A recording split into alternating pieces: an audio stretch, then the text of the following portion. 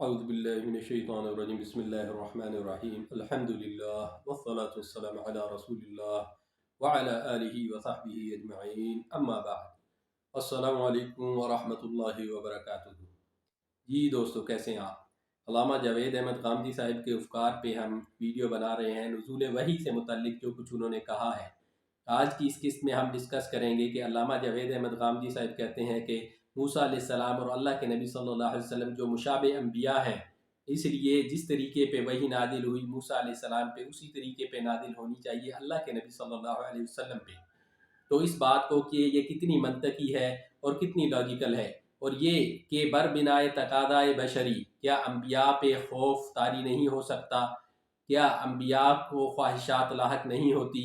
یا انبیاء کو غیر اطمینانی کی صورتحال کا سامنا نہیں ہو سکتا؟ خود قرآن پاک کیا کہتا ہے، یہ ہم ڈسکس کرتے ہیں۔ دیکھیں، اللہ تعالیٰ کا جو ہے ہر نبی کے ساتھ جو ہے معاملہ مختلف ہے۔ یہ نہیں ہے کہ اللہ تعالیٰ کا لگا بندہ طریقہ ہے، اسی طریقے پہ وحی کرتا ہے ہر ایک نبی کے کو، اور وہی وحی کرتا ہے کہ پہلے جو ہے اس کو بتا دے کہ تو میرا نبی ہے، پھر اس پہ نماز کا اس کو حکم دے دے، تو اس طریقے پہ اس کو تسلی و تشفی دے۔ کیا یہ منطقی طریقہ ہے؟ اور کیا جو علامہ جاوید احمد غامدی صاحب کہہ رہے ہیں کہ اس طریقے سے قرآن کیوں نہ نازل ہوا؟ تو آپ دیکھیں، قرآن پاک کے بارے میں مشرکین مکہ نے بھی بہت سے اعتراضات کیے تھے۔ ایک اعتراض ان میں تھا، وہ کہتے تھے لولا نزل هذا القرآن على رجل من القريتين عظیم، کہ یہ جو قرآن کریم ہے یہ طائف اور مکہ میں سے یہ کسی عظیم انسان پہ کیوں نہ نازل ہوا؟ تو اللہ تعالیٰ فرماتا ہے کہ اللہ اعلم حیث یجعل رسالتہ، اللہ تعالیٰ بہتر جانتا ہے کہ اپنی رسالت کو اس نے کہاں رکھنا ہے۔ اسی طرح ایک ان کا اعتراض یہ تھا کہ لولا نزل علیہ القرآن جملۃ واحدہ، وقال الذین کفروا لولا نزل علیہ القرآن جملۃ واحدہ، کہ یہ جو مشرکین کفار ہیں یہ کہتے ہیں کہ اس محمد صلی اللہ علیہ وسلم پہ یہ قرآن یک بارگی نازل کیوں نہ ہو گیا۔ تو یہ اس قسم کے اعتراضات تھے، اور یہ جو غامدی صاحب کا اعتراض ہے یہ بھی بالکل اسی کے مشابہ ہے۔ تو اللہ تعالیٰ نے مختلف اس کے جوابات دیے۔ دیکھیں، جہاں تک یہ ہے کہ اللہ تعالیٰ کیا ایک ہی طریقے سے سارے انبیاء کے ساتھ معاملہ کرتا ہے، تو یہ ہم قرآن پاک کی روشنی میں دیکھیں گے۔ سب سے پہلے تو یہ بات جان لیجئے کہ اللہ تعالیٰ جو وحی کرتا ہے اس کے بارے میں سورہ شورى کی آیت نمبر 51 میں اللہ تعالیٰ نے بیان کیا ہے کہ وَمَا كَانَ لِبَشَرٍ أَن يُكَلِّمَهُ اللَّهُ، کہ کسی بشر کے لیے کا یہ مقام نہیں ہے کہ اللہ اس سے بات کرے، إِلَّا وَحْيًا، یا وحی کے طریقے پہ کرتا ہے، او من وراء حجاب، یا حجاب کے پیچھے سے کرتا ہے، او یرسل رسولا، یا اپنا کوئی نمائندہ رسول بھیج دیتا ہے، فیوحی بإذنہ ما یشاء، پھر وہ اس کے اذن سے، اللہ کے اذن سے جو چاہتا ہے وہی کر دیتا ہے فرشتہ۔ انہ علی حکیم، بے شک وہ اللہ ہے العلی، بڑا بلند و برتر ہے اور بڑی حکمت والا ہے۔ تو یہ اللہ تعالیٰ نے تین طریقے بیان کیے ہیں، وحی کا طریقہ بیان کیا ہے، اس کی مختلف اقسام ہیں، اور رسول بھیج کے، فرشتہ بھیج کے، اور من ورائے حجاب۔ تو اسی طرح اللہ تعالیٰ ہر انبیاء کے ساتھ معاملہ کرتا ہے۔ موسیٰ علیہ السلام کو جو پہلی ہی وحی نازل ہوئی وہ من ورائے حجاب تھی۔ اسی طرح وکلم اللہ موسیٰ تکلیما، موسیٰ کے ساتھ اللہ تعالیٰ نے کلام کیا، من ورائے حجاب کیا۔ تو یہ موسیٰ علیہ السلام کے ساتھ جو وحی کا معاملہ تھا۔ اور اللہ کے نبی صلی اللہ علیہ وسلم پہ وحی کیسے نازل ہوئی؟ نزل بہ الروح الامین، سورہ شعراء میں کہ اس کو روح الامین لے کے آئے، پہلی وحی نازل۔ تو اللہ تعالیٰ جو ہے ہر نبی کے ساتھ مختلف طریقہ کرتا ہے۔ تو اسی طرح دیکھ لیجئے کہ قرآن پاک میں ہے، یحییٰ علیہ السلام کو فرمایا، سورہ مریم ہے، یا یحییٰ خذ الکتاب بقوہ، یہ اے یحییٰ اس کتاب کو جو بڑی مضبوطی سے پکڑو، وآتیناہ الحکم صبیہ، اور ہم نے ان کو حکم، حکمت، دانائی، رسالت، نبوت جو ہے بچپنے، لڑکپن میں ہی عطا کر دی تھی۔ اب دیکھ لیں، یعنی یہ یحییٰ علیہ السلام کا چونکہ پس منظر مختلف ہے، زکریا علیہ السلام ان کے والد ہیں اور انہوں نے مانگا تھا، وہ بوڑھے ہو چکے تھے، اسی لیے ان کو والد کی مسند پہ بٹھا دیا گیا لڑکپن میں ہی۔ اسی طرح آگے چلیے، اسی سورہ میں جو ہے عیسیٰ علیہ السلام پہ جو وحی کا، ان کی نبوت کا اظہار ہے وہ کیسے ہوا؟ خود انہی کی زبانی ہو گیا۔ قرآن کریم کہتا ہے کہ وَأَتَتْ بِهِ قَوْمَهَا تَحْمِلُهُ، اور وہ مریم علیہ السلام جو ہے اس کو اٹھا کے لائی، ایک دو دن کے بچے کو، عیسیٰ علیہ السلام کو، اپنی قوم کے پاس۔ قالوا یا مریم، انہوں نے کہا اے مریم، لقد جئت شیئا فریا، بڑی ہی عجیب قسم کی تو بات لے آئی ہے، مطلب ایسا کام تو نے کیا کر دیا ہے. ما كان ابوك امرأ سوء وما كانت امك بغيا، نہ تیرا والد جو ہے کوئی برا آدمی نہ تھا، نہ تیری والدہ جو ہے کوئی بدچلن بدکار عورت تھی. تو فاشارت الیہ، تو مریم علیہ السلام نے ان عیسیٰ علیہ السلام کی طرف اشارہ کر دیا جو ابھی بچے ہیں.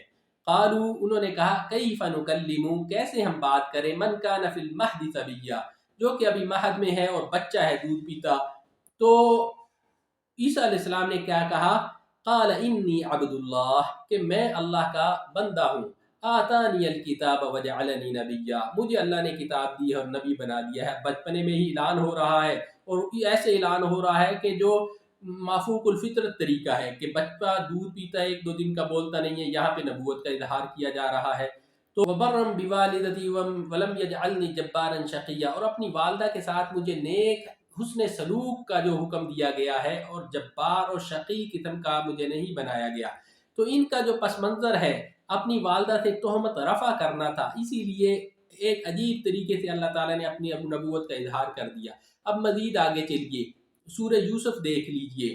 یوسف علیہ السلام کہتے ہیں یا ابتی انی رأیت احد عشر کوکبا والشمس والقمر رأیتهم لی ساجدین قال یا بنی لا تقصص رؤیاک علی اخوتک فیکیدوا لک کیدا ان الشیطان للانسان عدو مبین وکذلک یجتبیک ربک ویعلمک من تأویل الاحادیث ویتم نعمته علیک کما اتمها علی ابویک من قبل ابراہیم و اسحاق.